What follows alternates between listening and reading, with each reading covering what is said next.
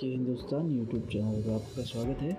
पाकिस्तानी अवाम पर संकटों का पहाड़ टूटने का थमने का नाम नहीं ले रहा। पीएम शहबाज ने पाकिस्तानी जनता को और एक कमर तोड़ महंगाई का झटका दे दिया है। पीएम शहबाज ने पेट्रोल का प्राइस इकट्ठा 30 रुपये बढ़ा के पाकिस्तानी जनता को लूटने का काम चालू कर दिया है। बंगाल पाकिस्तान श्रीलंका की तरह बैंक करप्ट होने के कगार पर है। पाकिस्तान की इकोनॉमी ना इमरान से संभली है और ना शहबाज से संभलेगी।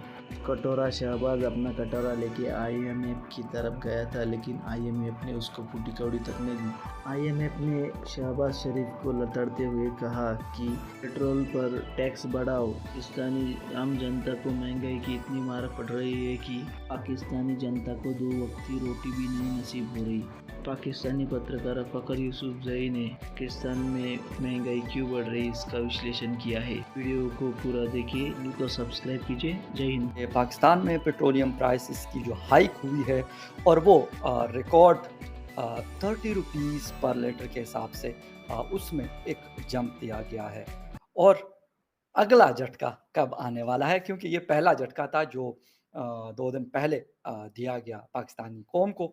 लेकिन मसाइल क्योंकि बहुत ज़्यादा हैं और मेरे ख़्याल में इसके अलावा कोई रास्ता नहीं था। और रास्ता क्यों नहीं था, उसकी मैं आपको रीज़न बताता हूँ। उसके रीज़न ये है सबसे बड़ा कि आईएमएफ पाकिस्तान को लोन देता है और उन्होंने कहा था जब तक हम आपने मेरी लास्ट जो व्लॉग देखा होगा, उसमें मैंने कहा था कि आईएमएफ ने बोला है कि जब तक पेट्रोलियम प्राइसेस, बिजली और गैस की कीमतें नहीं बढ़ाई जाती, हम आपके साथ मुज़ाकरात तो कर लिए, लेकिन आपको जो अमाउंट है वो इशू नहीं की जाएगी। तो ये वो चीज़ है जिसकी वजह से हुकूमत को ये मैं कहता हूँ सख्त फ़ैसला, लोग कहते हैं कि सख्त फ़ैसले, मैं कहता हूँ ये इंतहाई सख्त फ़ैसला है।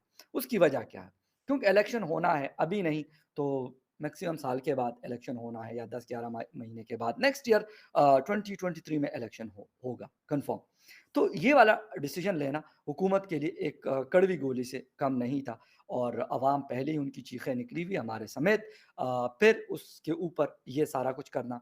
क्या चीज़ें हैं, माज़ी में क्या हुआ है, इमरान खान साहब ने क्या किया और हमारी डिपेंडेंसी इन चीज़ों के ऊपर क्यों है? इन सारी चीज़ों पे तफ़सील से बात करेंगे। लेकिन उसमें जाने से पहले आपसे रिक्वेस्ट है कि जिन-जिन लोगों ने मेरे चैनल को सब्सक्राइब नहीं किया, उनसे कहेंगे कि प्लीज़ चैनल को सब्सक्राइब करना, बेल और लाइक का बटन दबाना ना भूलें। बात हम करें ऑयल प्राइस की, और जिस रात ये अनाउंस किया गया मिफ्ता इस्माइल साहब की तरफ से, तो उसके बाद मैं गाड़ी लेके घर से निकला और हाफ से ऊपर था टैंक। मैंने कहा जरा हम भी एक ट्राई मार लेते हैं। वैसे कभी मैंने सच्ची बात आपको बता दूं कि पेट्रोल की कीमत ऊपर होती है या नीचे होती है, कभी मैं कभी नहीं गया। लेकिन कल वैसे ही पता नहीं मुझे क्या हुआ, मैंने कहा अभी तो टाइम है, 11 बजे हैं, तो जो 2 बड़े फ्यूल स्टेशन है घर के पास, मैंने कहा जरा राउंड मारते हैं क्या होता है। जब मैं गया हूँ तो बिलीव मी कि मतलब जिन पेट्रोल पंप्स की मैं आपको बात बता रहा हूँ, कम से कम काफ़ी सालों से मैं यहाँ से फ्यूल डलवाता हूँ।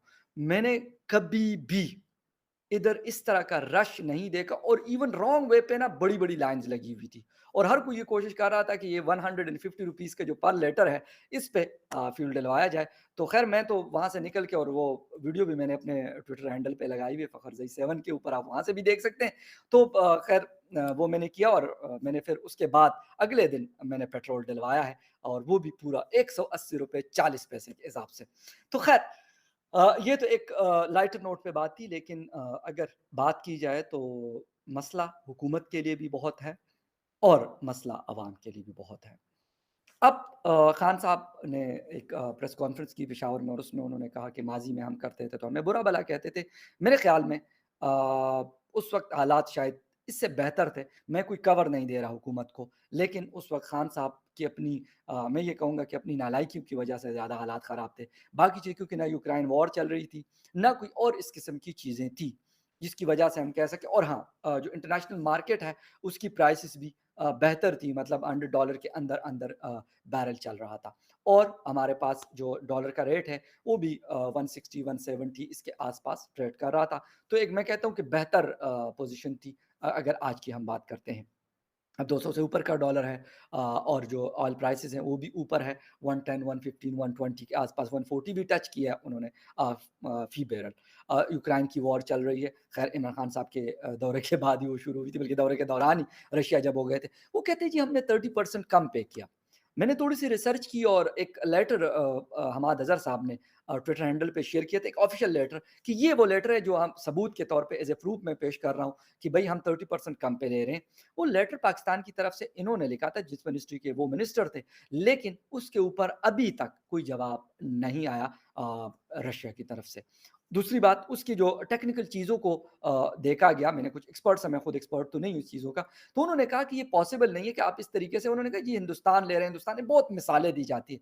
हिंदुस्तान कोई आज से नहीं ले रहा, हिंदुस्तान पता नहीं कितने सालों से ये चीज़ कर रहा है। वो कोई आज नहीं हुआ कि मतलब उन्होंने सिस्टम शुरू कर लिया, वो बिल्कुल ले रहा है और पहले भी लेता था, अब भी खरीद रहा है। वो पुरानी मतलब उनके साथ उनका ये जो ट्रेड है वो चलता आ रहा है। तो पाकिस्तान के लिए एक तो मतलब किस रास्ते से आएगा, किस तरीके से आएगा, ये सारी चीज़ें ये हर्डल्स जो हैं, मेरे ख़्याल में ये फ़िलहाल तो पाकिस्तान के लिए कोई पॉसिबिलिटीज़ नहीं थी। जो ये दावा करते हैं कि यार हम 30% पे कम लेते तो हम ये कर देते, वो कर देते। ये सिर्फ़ एक अपना पॉलिटिकल पॉइंट स्कोरिंग तो हम कह सकते हैं, लेकिन जो रियलिटीज़ हैं दैट इज़ टोटली डिफरेंट।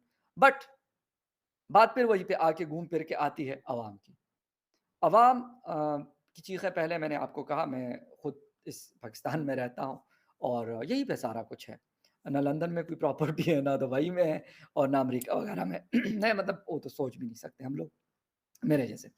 तो इसके बावजूद मैं कहता हूँ कि ये नहीं है कि मतलब जिसे कहते हैं कि दाना पानी, थोड़ी-सी ज़मीन है वहाँ से आ जाता है। इसके बावजूद बड़ी सारी प्रॉब्लम्स फेस करते हैं, जिनके पास बिल्कुल नहीं है। वो किस मतलब मुसीबत से गुज़र रहे होंगे। यकीन करें, मतलब मैं खुद देखता हूँ पेट्रोल, क्योंकि मोटरसाइकिल में भी पेट्रोल डलता है। गाड़ी, मेरे पास छोटी गाड़ी है, उसमें भी पेट्रोल डलता है। अगर किसी के पास मर्सिडीज़ या कोई बड़ी गाड़ी है, जो भी है, तो वहाँ पे भी पेट्रोल डलता है। उसके बगैर नहीं चल सकती, ये सबकी ज़रूरत है। हाँ, एक चीज़ जो अनाउंस की गई है कि जो छोटी गाड़ियाँ हैं, यानी 800 सीसी स्पेसिफाइड हैं, और ये ऑटो रिक्शाज़ हो गए और बाइक्स हो गए।